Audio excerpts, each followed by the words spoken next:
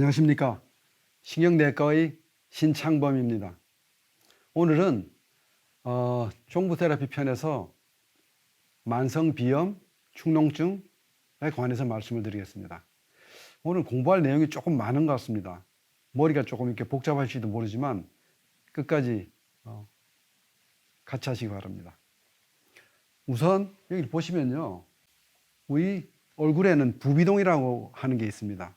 부비동이라고 하면 얼굴에 부착된 동굴입니다. 얼굴 특히 코에 부자는 부차가다, 부차적이다. 그 다음에 비, 호비자, 그다음에 동굴.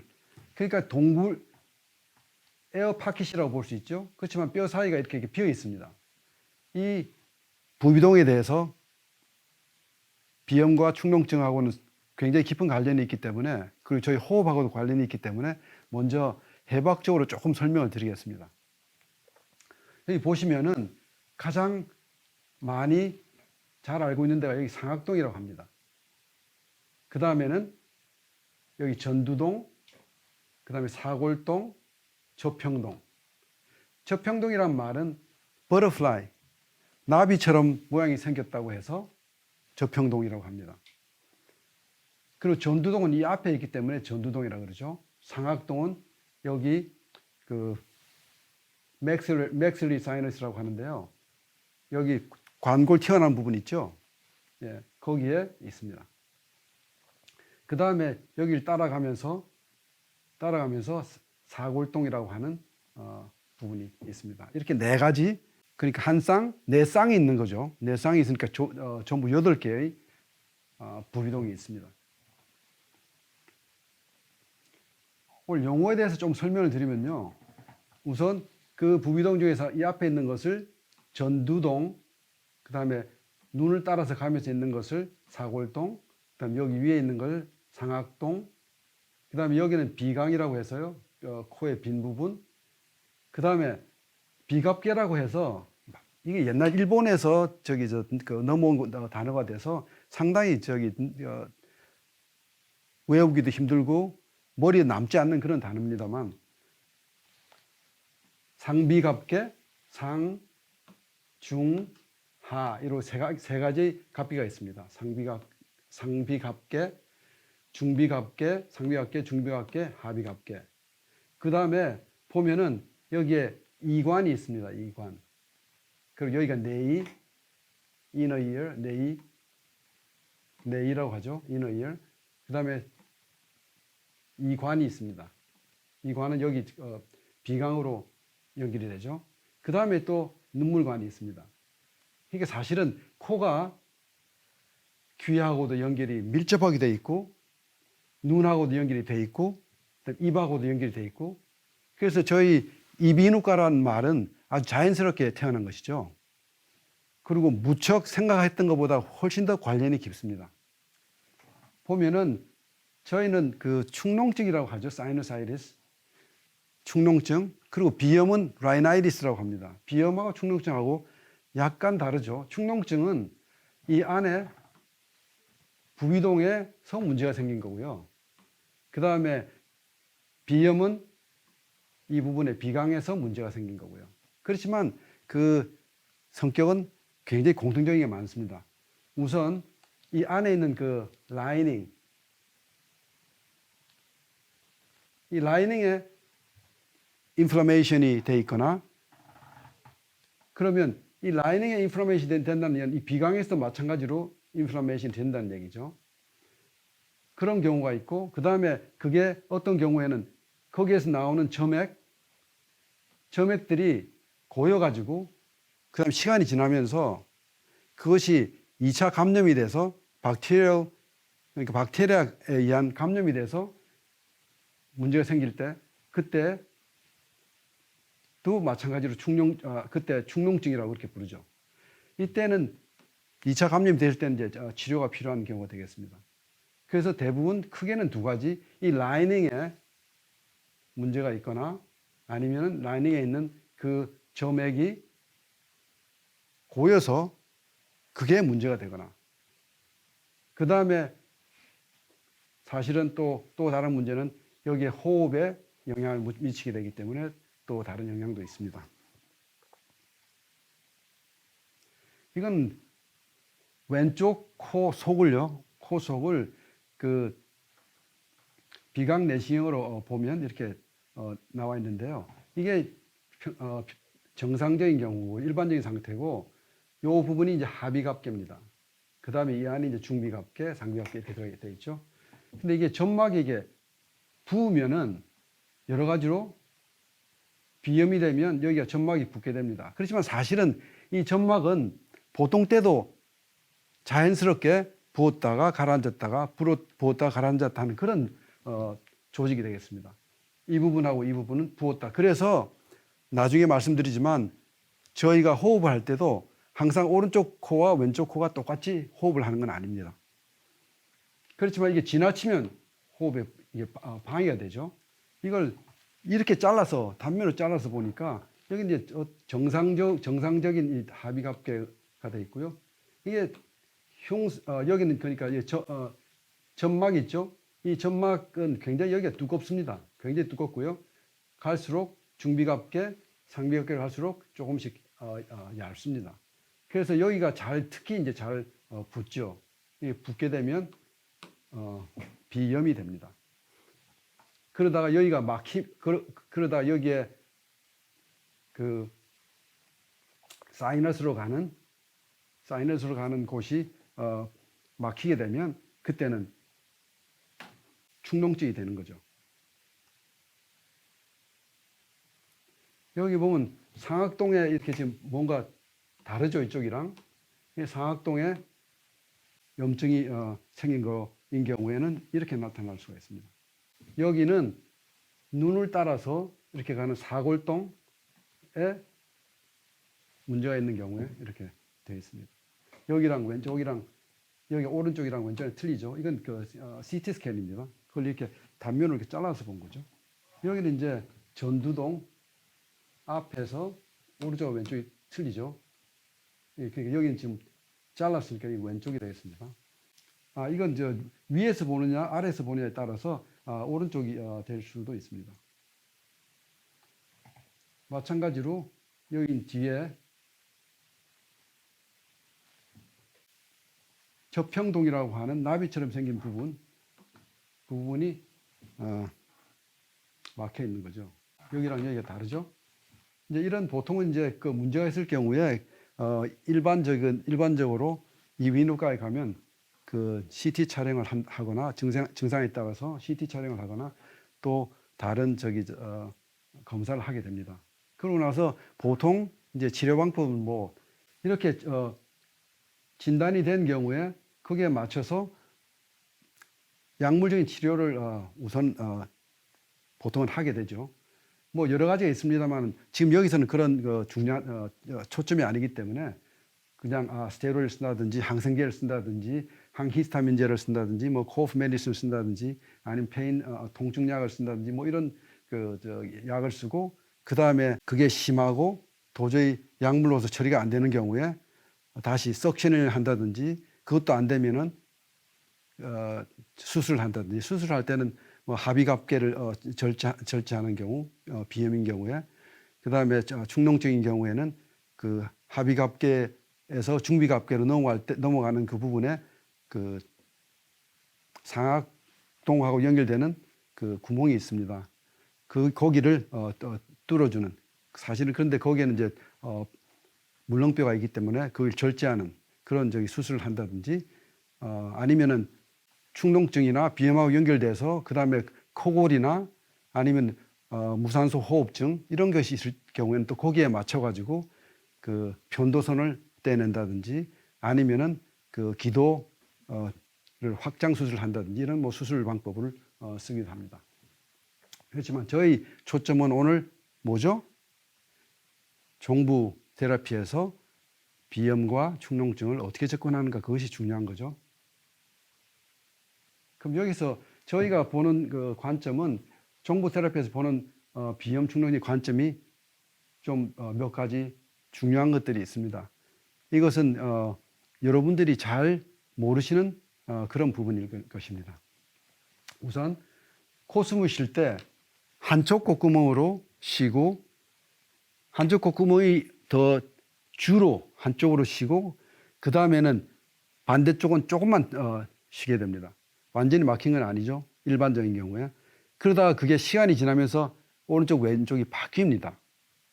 여러 가지 설이 있었고 뭐 인도에서는 그 요가를 하는 사람들은 한 시간마다 바뀐다. 뭐 이런 말도 그전에는 있었습니다. 그런데 요즘 와서는 그게 좀 더 이제 자세한 리서치도 나오고 있습니다. 그건 앞으로 제가 또 설명을 해드리고요. 그 다음에 비강이라든지 그 다음에 구강, 부비동, 비급계 등은 면역 체계와 관련이 있느냐? 지금까지는 필터링을 한다는 그 정도는 알고 있었지만 구체적으로 어떻게 면역 체계와 관련이 있는지에 대해서 그렇게 크게 강조를 하지 않았죠. 그럼 또 산소 공급량은 필요 이상으로 폐가 왜 이렇게 큰 폐가 있느냐에 대해서도 폐는 당연히 산소를 공급하니까 급한 경우에 많이 필요하다. 그래서 큰 폐가 있다. 이렇게만 생각하고 있었습니다만 종부 테라피에서는 좀 다른 관점을 제시합니다. 그 다음에 폐와 뇌의 에너지장 관계, 이게 도대체 무슨 말인가? 그렇지만 폐하고 뇌는 상당히 밀접한 관계가 있습니다. 그 에너지장이 비슷합니다. 왜냐하면 산소를 공급하는 데고, 그리고 폐의 크기와 뇌의 크기하고도 상당히 관련이 있고, 또 그 부분에 대해서는 제가 앞으로 설명을 드리겠습니다. 그 다음에 폐와 관련된 근육들, 횡격막 및 이에 영향을 주는 장기들의 긴장이 만성비염과 축농증이랑 관련이 있는가? 이런 관점은 전혀 지금까지 제기된 적이 없었죠. 특히 이 뒷부분 말입니다. 그래서 종부 테라피에서는 거기에도 중점을 두면서 설명합니다. 우선 이건 한 2015년도에 정도에 나온 논문에서 잠깐 떼어냈는데요. 여기 보면 뭐 간단한 걸 한두 가지만 제가 말씀드리겠습니다. 아까 그 부비동 있죠? 부비동 앞에 하기갑계 거기에 티슈들이 부었다가 가라앉았다가 불었다가 가라앉았다 그렇게 합니다.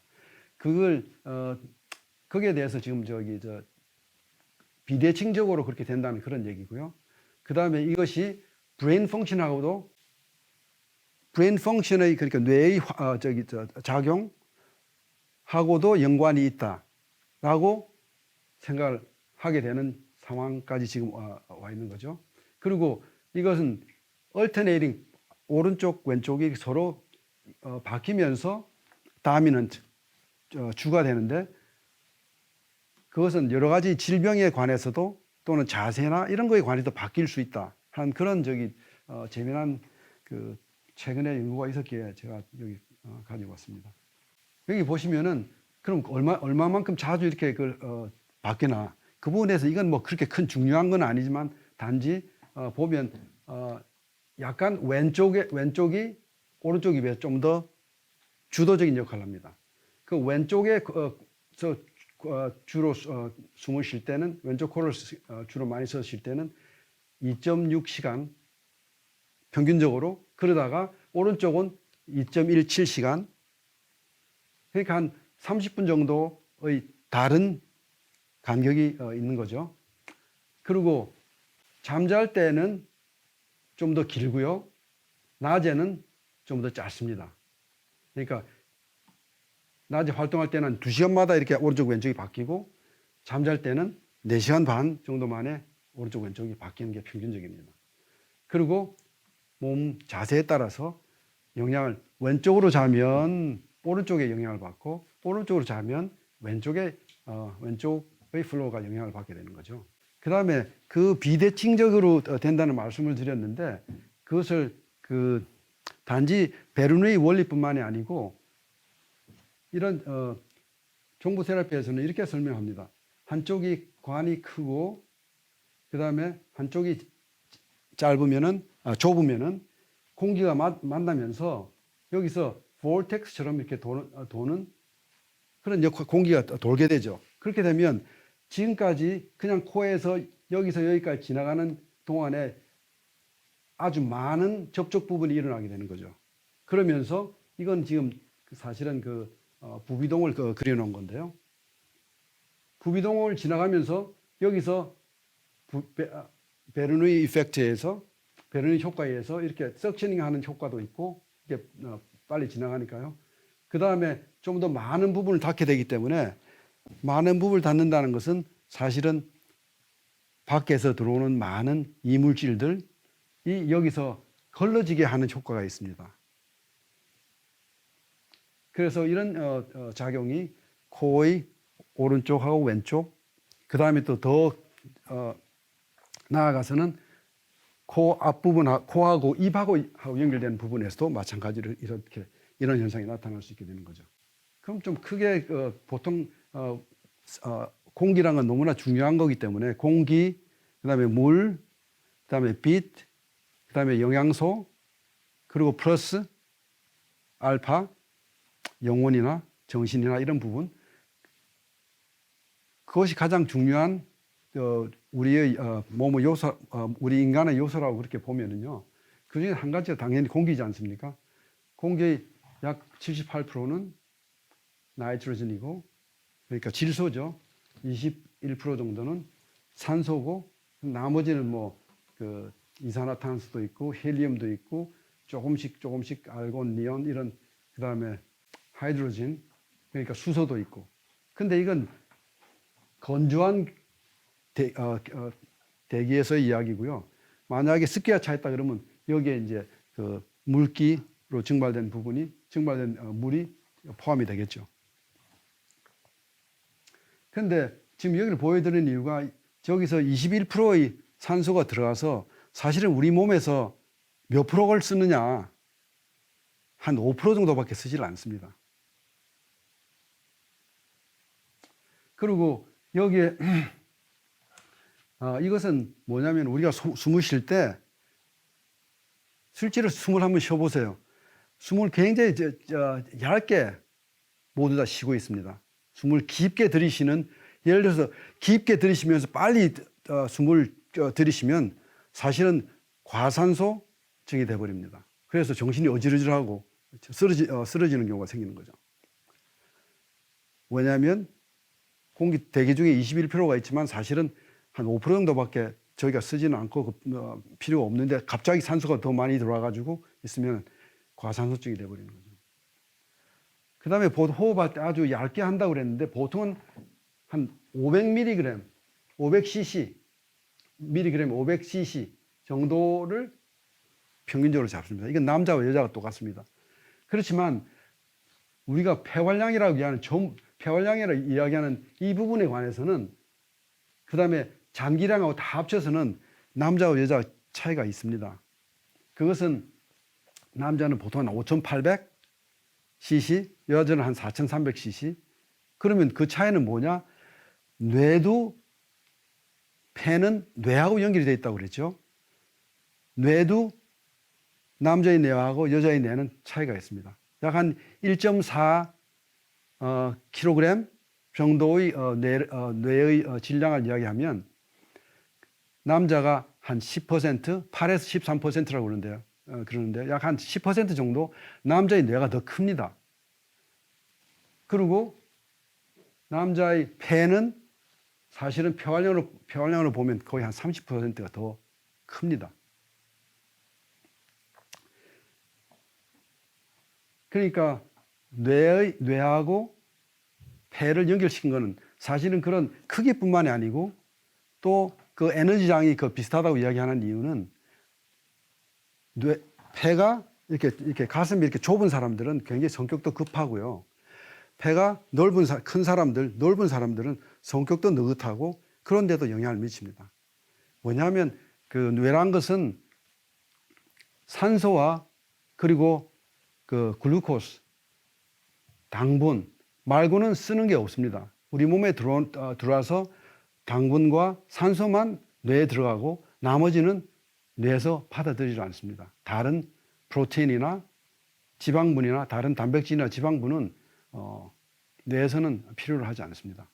그런 면에서 산소, 그다음에 폐, 뇌란 것은 굉장히 밀접한 관계가 있는 걸 아시겠죠?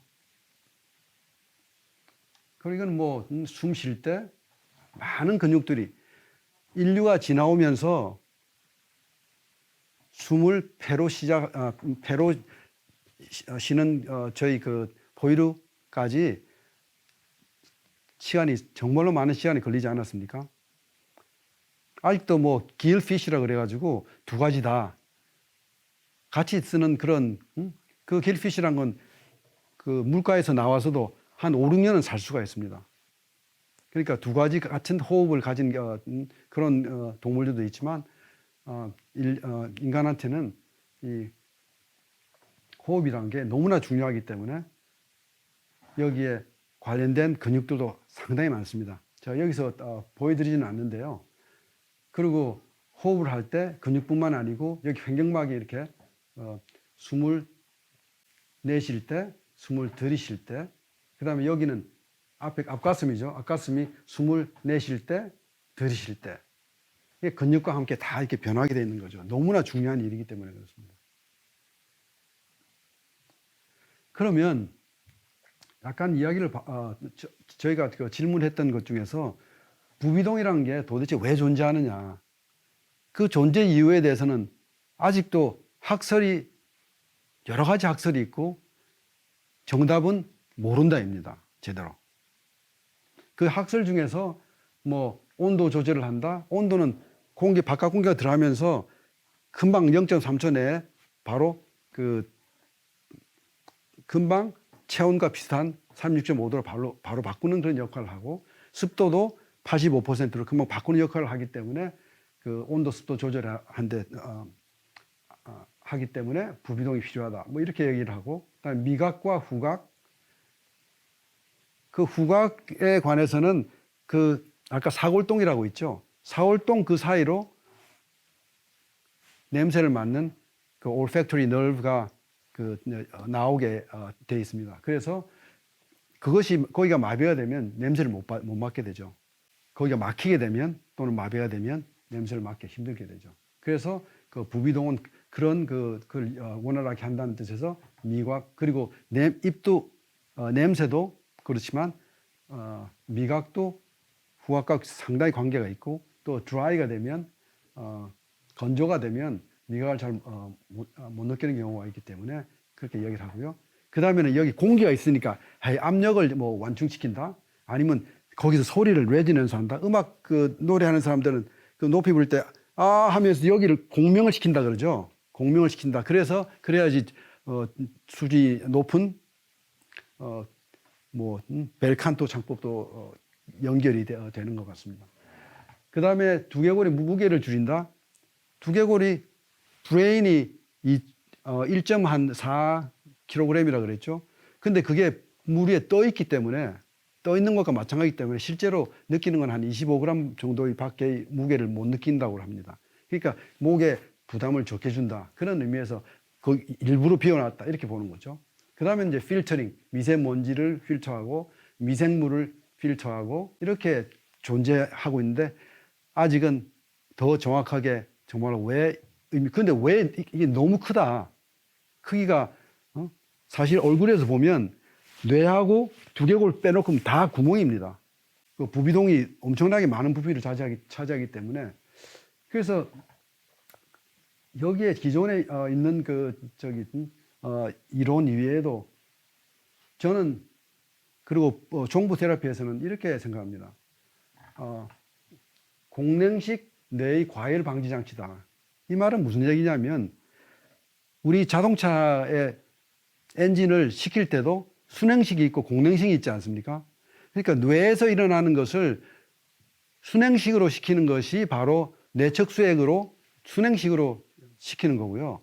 그 다음에 공냉식은 바로 이 부비동으로 공냉식으로 과열 방지한다라고 생각을 합니다. 이것은 굉장히 저는 중요한 개념이라고 생각하고요. 그 열이 제대로 식혀지지 않으면은 이 센서들이 눈도 그렇고 그다음에 귀도 그렇고 굉장히 그 예민한 센서 아닙니까? 그런 것들이 제대로 작용을 못하는 거죠. 이런 거랑 마찬가지입니다. 저 컴퓨터에 그 팬이 안 돌아가면 잘 그 열이 나면 과부하가 되죠. 그런 것처럼 잘 식히지 않으면 안 된다는 그런 그 뜻이 있습니다. 그 다음에 또 한 가지 저 강조를 하는 것은 구강의 면역 체계의 일환이다. 그 얘기는 뭐냐면 아까 그 볼텍스처럼 이렇게 돌아서 회전을 돌아가는 그걸 보셨죠? 한쪽 코가 더 다미넌트하고 콧구멍이 그 다음에 다른 쪽이 일부분만 들어오기 때문에 거기서 만날 때 이렇게 회전하면서 그 볼텍스 같은 효과를 일으키기 때문에 그것이 사실은 그 미생물을 걸르는데 굉장히 큰 역할을 합니다. 사실은 그 점액이 분비가 되잖아요. 그 점액들이 저는 그 편도선과도 연결이 있고 목에 있죠. 편도선, 아데노이드 이런 부분들이 다 연결이 돼서 미생물을 죽이는데 그 하나의 종합 세트가 되는 거죠. 그러면 많은 분들이 잠을 잘 때 잠을 제대로 입을 벌리고 자는 사람이 많지 않습니까? 아니면 보통 때도 입을 좀 벌리고 있는다든지 특히 잠잘 때는 더 그렇죠. 그것이 얼마나 중요한 건지에 대해서는 최근에 그 좀 더 이제 관심을 갖게 됐는데요. 뭐 한국에서는 뭐 코스모 한의원인가 그런 그 이우정 씨인가요? 그분이 굉장히 그 저 구강 호흡에 대해서 강조하고 있더군요. 하여튼 그 구강 수면 호흡 수면 시 구강 호흡을 할 때 문제는 사실은 아까 말씀드렸듯이 코는 눈과 귀와 입과 그다음에 아까 저평동이라고 있었죠. 아까 나비처럼 되어 있다는 모양이 그 부분이 바로 뇌하수체를 이렇게 둘러싸고 있습니다. 뇌하수체는 모든 호르몬을 컨트롤하는 그 소위 말 마더 호르몬 컨트롤링 센터죠. 거기를 또 둘러싸고 있고 또 기도를 통해서 기관지와 폐하고도 연결이 되어 있기 때문에 여러 가지 증상들이 뭐 잠깐 읽어보면요. 안구 건조, 그 다음에 여기 또 눈곱이라 그랬죠. 많은 사람들이 눈에서 눈곱하고 이게 저 코딱지랑 다르다고 생각하는데 사실은 똑같습니다. 그 다음에 백내장, 망막 박리, 눈물 과다증, 그 다음에 이명, 귀에서는 이명, 이석, 귀에 대는 많은 그 막힌 현상이라든지 입에서 나는 여러 가지 형식, 거라든지 뇌하수체, 폐, 여러 가지가 사실은 이 구강 호흡을 할 때 코로 제대로 호흡을 못하는 그러니까 비염이나 축농증이나 있어가지고 입으로 호흡을 하게 되는 경우에 문제들이 굉장히 많이 생깁니다. 그리고 뭐 심혈관계에서도 영향을 미친다고 볼 수 있고요. 왜냐하면 입으로 호흡을 하게 되면 입이 또 건조해지지 않습니까? 그리고 다른 목이라든지 다른 근육도 좀 더 긴장을 하게 됩니다. 긴장을 하게 되면 그것이 심혈관계에도 영향을 미치는 거죠.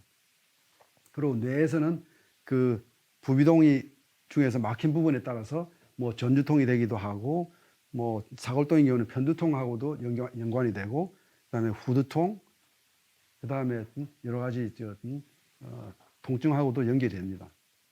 물론 보통 통증은 이 부비동이 막힌 경우하고 관련이 없는 경우가 더 많습니다만은 그래도 연결이 돼 있죠. 그다음에 퇴행성 뇌질환도 사실은 저는 연결이 돼 있다고 생각합니다. 왜냐하면 제대로 열을 식히지 못하면 우리 그런 말 하잖아요. 그 두환족일이라는 말 들어보셨죠? 머리는 차게, 발은 따뜻하게. 어떤 의사가 죽기 전에 마지막으로 한 말씀만 하라고 했더니 두환조결이라고 말 남겨 죽었다는 그런 얘기도 있습니다. 그런 것처럼 뇌는 차가워야 되거든요. 그런데 부비동이 제대로 작용을 못하면 식혀주지를 못하니까 다른 여러 가지 퇴행성 질환이 될 가능성이 많다는 거죠. 여기 지금 다중경화증이 있죠. 이것도 다중경화증은 뜨거운 물에 샤워를 못 합니다. 뜨거운 물에 샤워하면 완전히 뭐랄까 신경 전달이 제대로 안 됩니다. 그래서 더 힘들어지기 때문에 이 사람들은 항상 찬물에 샤워를 하곤 하죠. 그것도 마찬가지로 저는 연결이 있다고 생각합니다. 그건 앞으로 이제 연구를 통해서 이제 나와야 되겠죠. 그 다음에 면역 체계의 약화. 그 다음에 전신에 미치는 영향은 뭐 피로가 되겠습니다. 그 다음에 보면은요, 여기 우리가 지금 목하고 횡격막하고 무슨 연결이 되어 있을까라고 여러 가지 생각을 합니다. 그리고 코하고 횡격막하고 무슨 연결이 되어 있을까? 근데 신경으로는 이게 연결이 되어 있습니다. 우선 그 횡격막을 볼까요? 횡격막은 횡격막으로 가는 신경을 phrenic nerve, 그러니까 횡격막 신경이 되겠죠. 그것은 C3, C4, 그리고 일부는 C5에서 이렇게 와서 이쪽으로 내려갑니다. 그런데 보면 C3하고 4하고 1하고 2도 굉장히 연결이 되어 있습니다. 그러니까 많은 목의 부분에 신경, 그 다음에 안에 여기는 흉쇄 유돌근이라고 하죠. 그 부분도 C2하고 3하고 연결이 되어 있고요. 그 다음에 다른 목의 많은 부분도 1하고 2하고 연결되어 있습니다. 그래서 결국은 비염을 치료할 때 C1, 2, 3, 4를 다 관련된 점을 치료를 하는, 그게 비염과 연결된 하나의 그 중요한 포인트가 됩니다. 여기 프랭크 네럴이라는 유명한 외과 의사가 그린 유명한 책이 있습니다. 해부학책. 거기서 나오는 부분인데요. 보면 여기에 이제 횡격막이 있죠. 횡격막이 있으면 횡격막을 어떤 신경들이 가서 연결이 되어 있냐면 바로 여기에 이제 phrenic nerve, 그러니까 횡격막으로 가는 신경이 있고요. 이거는 안에 센소리뿐만 아니고 모터, 움직이는 것까지, 모터, 파이버, 센소리, 그러니까 움직이는 근육과 그다음에 감각, 신경도 마찬가지로 다 연결이 되는데요. 이 신경을 통해서 포함이 되는데요.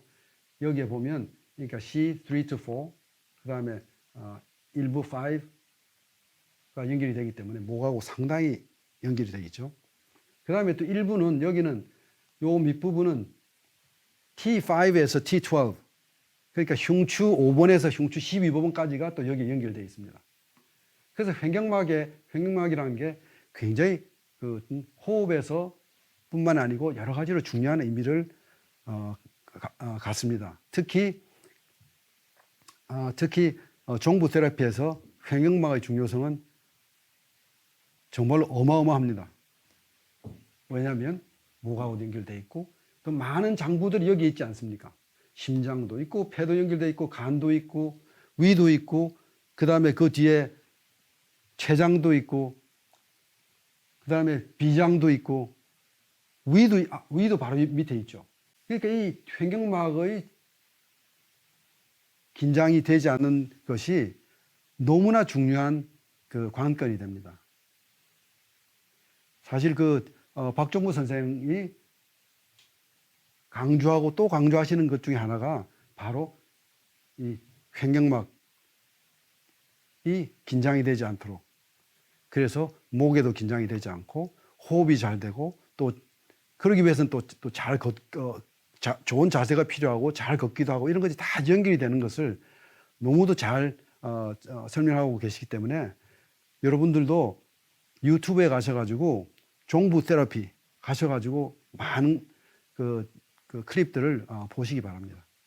그러면 아까 질문에 대한 대답은 이제 이렇게 되겠죠. 코숨을 쉴 때 한쪽 콧구멍을 주로 사용하며 시간이 지나면 자연스럽게 바뀐다. 그 다음에 비강, 구강, 부비동, 비극계 등 전체가 하나의 면역 체계의 한 세트다. 그렇죠? 코하고 입하고 그 다음에 산소 공급량이 필요한 이상으로 큰 폐의 기능이 있는데 이 필요 이상으로 크다는 얘기는 다른 역할이 있다는 얘기입니다. 예를 들면 그 폐의 중간 부분, 우리 숨을 쉴 때 아까 500cc라 그랬죠. 숨을 타이럴 볼륨 약간 이렇게 500cc 정도밖에 쉬지 않는데 그 많은 보유량을 갖고 있는 것은 5 내지 6 6리터 정도의 크기를 갖고 있다는 것은 또 다른 역할이 있는데 바로 그 역할은 우리가 공기가 들어가면 공기는 사실은 더 가벼운 부분이 있고 더 무거운 부분이 있지 않습니까? 공기는 아까 질소하고 산소가 주로 대부분 이루고 있죠. 질소는 14, 그 다음에 산소는 16 정도의 그 상대적인 그 무게가 있다고 볼 수 있는데요. 질량이 있다고 볼 수 있는데 공기는 그러면 14하고 16 중에서 뭐 한 14.5 정도 되는 질량이 들어가죠. 그러면 그 중에서 좀 더 무거운 부분하고 좀 더 가벼운 부분하고 또 사실은 나뉠 수가 있습니다. 폐는 한 부분이 그 조그만 꽈리들 다 피면은 그 테니스장 정도의 크기라고 합니다. 그 넓은 데서 공기가 사실은 냄새가 나는 부분 또는 향이나 이런 부분들은 위로 올라가고요. 그리고 약간 무거운 부분들은 밑으로 내려갑니다. 그러니까 약간 무거운 부분은 공기 중에서 섞여 있는 사실 뭐 박테리아나 균들, 다른 세균들도 약간 무겁겠죠. 그래서 폐의 아랫부분은 면역작용을 하는 그런 역할을 하기 때문에 필요해서는 더 큽니다. 그 윗부분은 향기는 사실은 좋은 향기도 있고 나쁜 향기도 있지 않습니까? 그렇지만 사실 향기 중에도 독이 들어있는 경우가 많죠. 그것도 제거를 해야 되기 때문에 향기는 사실은 위로 올라갑니다. 그 폐의 부분에서. 그렇기 때문에 폐가 필요 이상으로 크다고 하죠. 그 이야기를 제가 처음 들었을 때 저는 굉장히 충격을 받았습니다. 왜냐하면 뭐 의사로서 전혀 그런 상상을 하지는 못했기 때문입니다. 폐가 왜 필요 없이 크냐. 그런 질문을 해보지 않았기 때문이죠. 그래서 폐의 기능은 독소 제거 및 면역 기능을 같이 하고 있습니다. 또 폐와 뇌의 에너지장은 비슷하죠. 왜냐하면 크기뿐만이 아니고 그 다음에 폐의 크기에 따라서 성격도 영향을 미치고 그 다음에 산소로 너무나 중요한 산소로 뇌하고 폐는 연결이 되어 있기 때문입니다. 그 다음에 폐 관련 근육들, 횡격막 이에 영향을 주는 장기들이 그것이 긴장을 하게 되면 어떻게 되겠습니까? 사실은 여기 폐에는 엄청나게 많은 근육들이 연결이 되어 있습니다. 그것이 긴장을 하게 되면 마찬가지로 여기 코도 같이 긴장을 하게 됩니다. 왜냐하면 여기가 긴장한다는 것은 자동적으로 목도 긴장을 하게 됩니다. 흉쇄 유돌근뿐만이 아니고 다른 목들도 다 긴장을 하게 되죠. 목 긴장을 하게 되면 여기에 있는 코 내부도 마찬가지로 긴장을 하게 됩니다. 아까 저기 신경으로도 다 연결이 C1, C2, C3, C4 다 연결이 되어 있다고 잠시 보여드렸죠. 그래서 만성 비염을 잘 치료하려면 만성 비염의 가장 중요한 원인이 바로 이런 폐뿐만 아니고 관련 근육, 횡격막, 그다음 이어지는 장기들이 모두 다 연결이 되어 있기 때문에 만성 비염이 쉽고도 어려운, 쉽다는 얘기는 금세 증상을 좀 줄여주는 데는 약도 많고 침으로도 얼마든지 가능하고 그렇지만 근본적인 치료가 안 되는 이유가 바로 여기에 있습니다. 그래서 이런 좀 더 근본적인 원인을 치료하지 않고는 만성 비염, 그다음에 만성 축농증은 증상이 나아지지 않는 거죠. 그러면 이렇게 보겠습니다. 그럼 종부 세라피에서는 어떻게 치료를 하는가? 종부 세라피에서는 우선 일시적인 증상을 제거하기 위해서는 그건 쉽기 때문입니다. 아까 C1, C2, C3, C4에 대응하는 지점. 예를 들면 손가락으로 이야기하면 여기 세 번째 마디, 발가락으로 이야기하면 가운데 발가락, 그걸 오른쪽이나 왼쪽 중에서 더 예민한 부분이 있습니다. 눌러서 더 아픈 부분을 눌러주면 금세 코가 뚫리는 경우가 있습니다. 그 다음에는 마찬가지로 이 가운데 부분, 이 부분, 그 다음에 이 손가락을 따라서 이 마디 부분을 연결시켜주면, 눌러주면, 마찬가지 손이나 발이나 마찬가지입니다. 단지 손은 좀 자리가 편하다는 것 뿐이죠. 마찬가지로, 발을 눌러줘도 효과가 즉각 나타납니다. 그 다음에 이제 코에 해당되는 부분, 여기서 보시면은, 이 코에 해당되는 부분 있죠? 그 부비동이 있는 부분이 여기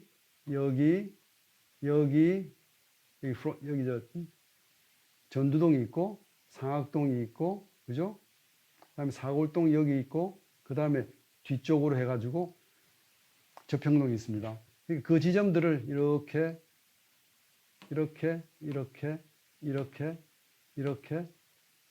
눌러주면 되고요. 이쪽은 반대쪽으로 여기 이렇게. 이쪽은 오른쪽이고요. 오른쪽 손이고 이쪽은 왼쪽 손입니다. 거기에 상대를 눌러주시고 그 다음에 이제 폐와 연결되어 있기 때문에 폐에 관련된 부분을 눌러주시고요. 그리고 그 다음에는 코와 부비동 했죠. 그 다음에 폐의 대응점 했죠. 그 다음에 C1, C2, C3, C4와 연결되어 있는 점을 여기 보시면은 여기가 두개골로 되어 있고, 그 다음에 목이죠. 그럼 여기서 C1, 2, 그 다음에 경우에 따라서는 좀 더 아픈 데를 눌러서 그 아픈 곳을 눌러주시면 대부분 여기 눌러보면 굉장히 아픕니다. 비염이나 축농증이 있으신 분들은. 그럼 거기를 눌러주시면 되겠습니다. 근데 그거는 이제 급한 경우고요. 그리고 즉각적으로 효과를 볼 수가 있습니다. 근데 사실은 더 중요한 것은 근원적인 접근을 해야 되겠죠. 이것은 각각 개인한테 맞춤형으로 할 수밖에 없습니다. 왜냐하면은 횡격막에 부담을 주는 그런 장기들은 사람들마다 다 다릅니다. 어떤 사람들은 심장, 어떤 사람들은 위, 어떤 사람들은 간, 어떤 사람들은 췌장, 비장, 그리고 그 밑에 하부, 대장, 신장도 다 마찬가지로 영향을 미칩니다. 횡격막에. 그렇기 때문에 그 각각의 개인의 맞춤형 치료가 돼야 됩니다. 그래서 그 근원적인 접근을 할 수가 있기 때문입니다. 이상으로 만성 비염과 만성 축농증에 관해서 종부 테라피의 입장에서 한번 설명을 해보았습니다. 여러분 어떠셨습니까? 오늘 좀 공부를 좀 더 많이 하신 것 같으신가요? 예. 또 다음에 다른 좋은 주제로 또 여러분과 같이 하겠습니다. 그리고 원리편은 너무 좀 지루할 것 같아서 다음에 필요한 경우에 또 한번 나머지 부분들을 한번 더 하겠습니다. 오늘 대단히 감사합니다.